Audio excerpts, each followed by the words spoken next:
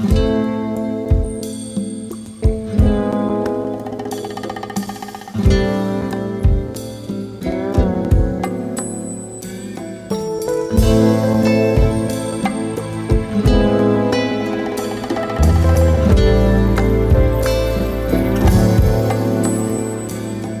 grootste dief van allemaal is ongetwijfeld de tijd. Zolang je onbeslist blijft speel je veel seconden kwijt. Maar je bent wel aan mogelijkheid. Zolang keuzes niet genomen worden weet ik dat alles mogelijk blijft. De wegen blijven open, kansen voor het grijpen. Een onbenutte kans bevat voor altijd zijn geheimen. Probeer dus een balans omtrent het handelen te krijgen.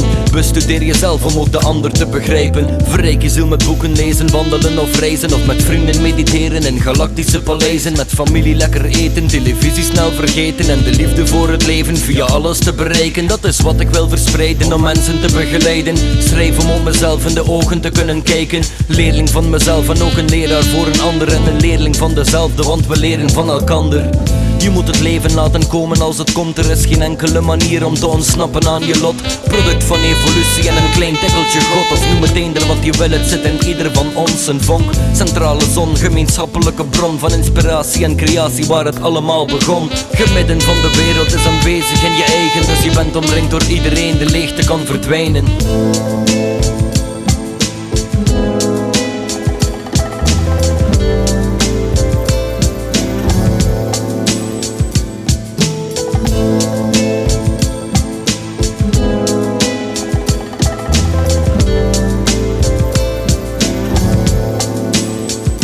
Doe enkel maar je best en vertrouw op de rest dat het in orde komt. Goud in de mond heb je enkel bij de morgenstond. Dus wees zuinig met je woorden en besef elke min heeft een plus in de uiterste regionen.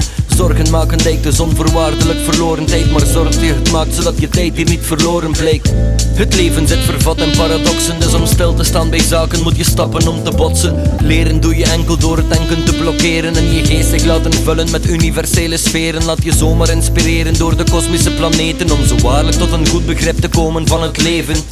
Meditatief is educatief. We hebben alles wat we willen, maar we weten het niet. Hoe jij de dingen bekijkt, zullen ze zich aan je vertonen. Want je geest kan meer dan wat je hebt ervaren in je dromen. Een positieve houding zal dit werkelijk creëren. Als je werkelijk die positieve houding zal creëren. Half werk is geen werk, dus zou je beter wachten. Als je ziet dat je geen vrede kan sluiten met je gedachten.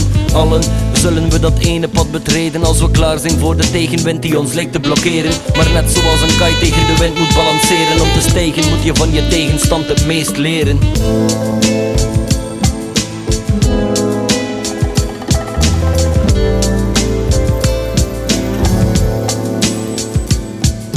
Wees enkel wie je bent en niet wie je zou willen zijn. Want kritiek op wie je bent doet uiteindelijk minder pijn dan de dreigende gedachten aan de leugens die je maakte om jezelf te preserveren en de meute te vermaken. Je animale ego geeft de leiding van je leven, of dat denk je. Hij stuurt zijn troepen af op je begeerte. Want iedereen die wil wel wat, maar eigenlijk wil iedereen niet alles wat ze denken te willen. Ze lijken schizofreen, gehersenspoeld door televisie en reclame. Zie je plots dat ieder spreekt over zijn visie en verhalen.